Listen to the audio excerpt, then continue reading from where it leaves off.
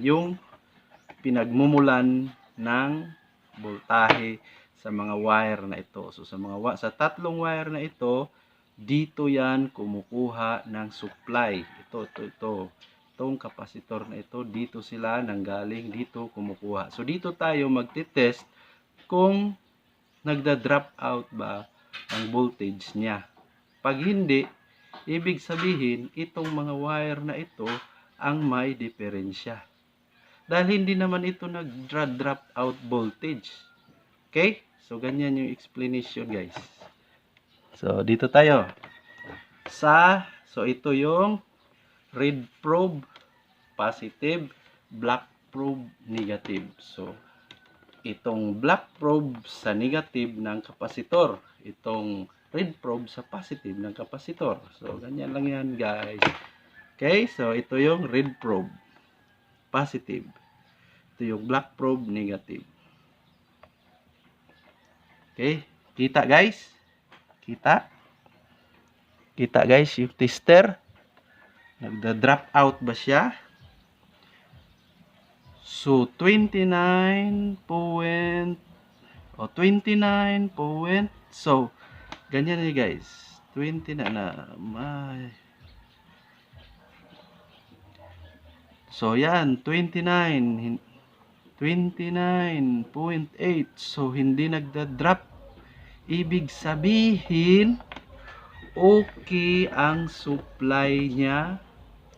So gaya ng sinabi ko, ibig sabihin okay ang supply niya. Tapos dito nagda-drop siya dito sa tatlong wire na to. Ito. Nagda-drop siya dito sa tatlong wire na ito. Ibig sabihin ang tatlong wire na ito ay may diferensya. So next step, ang gagawin ay i-continuity test natin itong tatlong wire, continuity test, kung may putol ba sa tatlong ito. Pag may putol, ibig sabihin siya yung salarin, kaya na may drop out na nangyari. Okay, so continuity tayo guys, continuity, change tester tayo dahil mas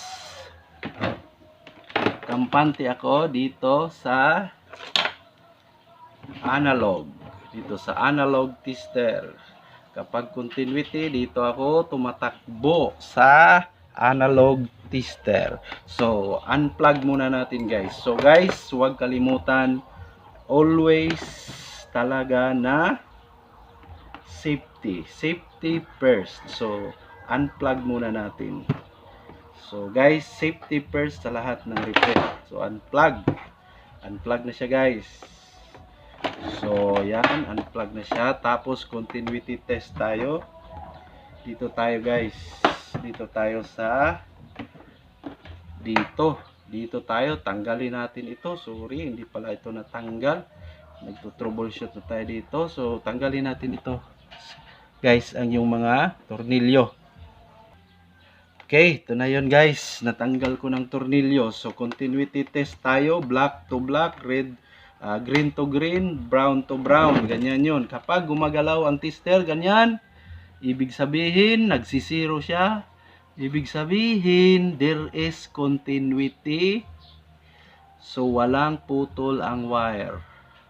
Okay, so unahin muna natin ang green to green, green dito, tapos green dito.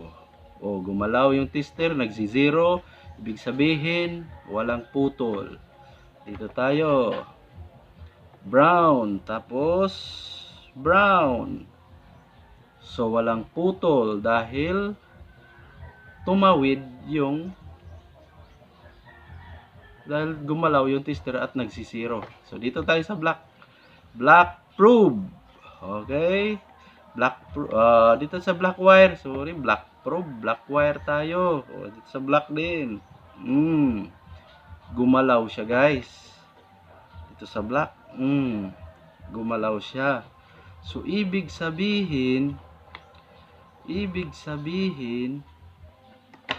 may continuity siya. Okay, so ibig sabihin may continuity siya. Pero bakit nagda-drop ang voltage? Yun ang problem. So, bakit kaya nagda-drop ang voltage? Yun, continuity naman. Okay, okay. Lahat okay, okay. Pati okay. Dito sa kabila, okay, okay. So, ganyan guys, okay. So, ano bang posibleng dahilan? Bakit kaya nagda-drop ang voltage? So, ganito yung gagawin natin guys. Dahil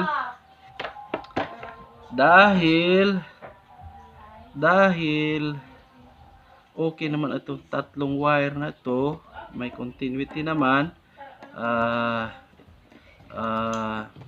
Tingnan natin ito isa-isa kung may connection ba siya dito sa kapasitor dito, kung ang mga wire na ito ay connected ba dito. So tingnan natin guys. Okay, so dahil ito yung source natin at buo naman ito, hindi nagda-drop, pero pagtawid niya dito sa tatlong wire, nagda-drop na yung voltage dito. Kapag ito yung itinitester natin, nagda-drop na siya, ibig sabihin may something dito. Mula dito papunta dito sa tatlong wire, may something, kaya nagda-drop siya kapag ito na yung tinitest natin, ang tatlo. Okay naman dito, hindi nag-drop. Okay, so yan, tuloy tayo guys. So continuity testing, buzzer test muna tayo. Buzzer test. Okay, buzzer test. So yan, ibig sabihin continuity yan, buo.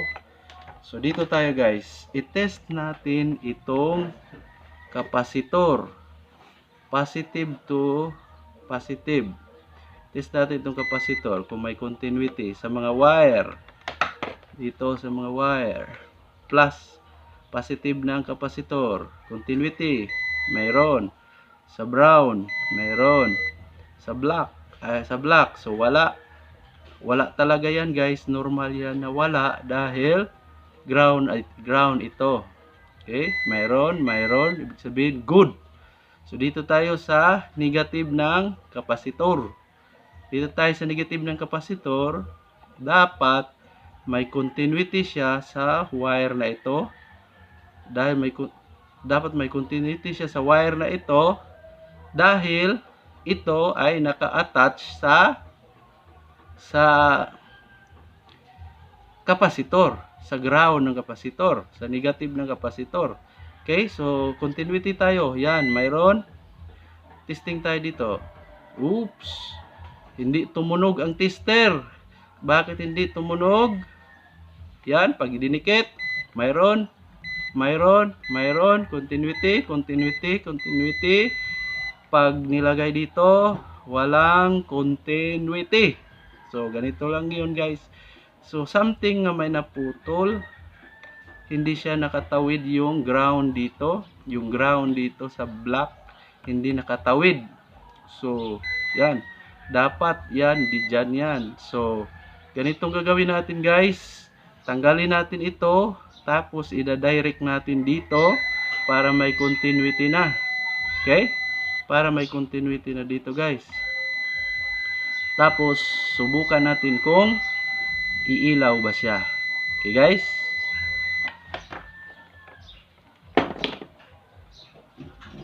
so guys, tanggalin natin guys yung black lang yan. Tanggalin natin black. Yan, tanggal na ang black. Tanggal na ang black wire. Tapos subukan natin siyang i-direct dito sa ground ng kapasitor. Negative ng kapasitor, i-direct natin siya dyan. So ganyan na yung mangyari, hindi na dito. Direct muna doon. Okay?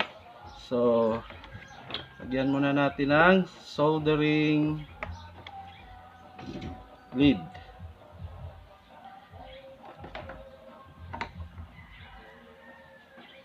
Okay, soldering lead muna. Yan. Tapos, ida-direct natin siya dito sa ground ng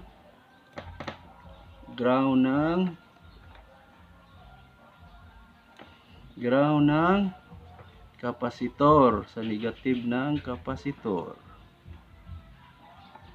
Oops, ano ba ito? Hirap. Hirap magsolda. Ang kamay. Hirap magsolda nito. Relax lang, relax. Relax lang po, relax.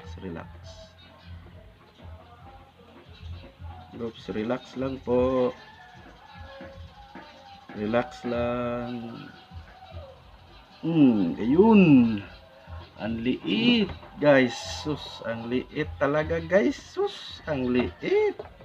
Okay, so, okay. Ito na yung ginawa natin, guys. Tapos, testing tayo kung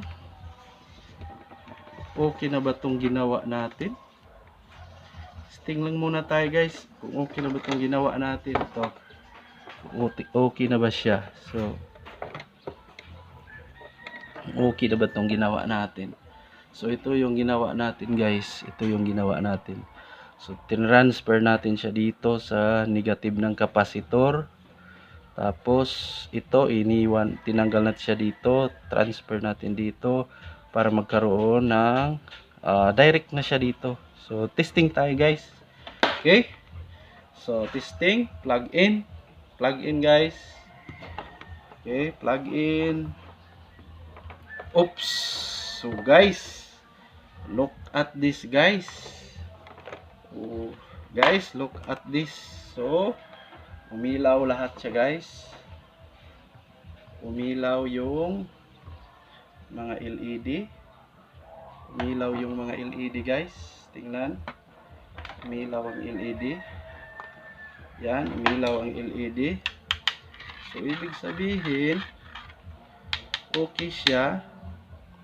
Ang repair natin. Ibig sabihin, okay ang repair natin.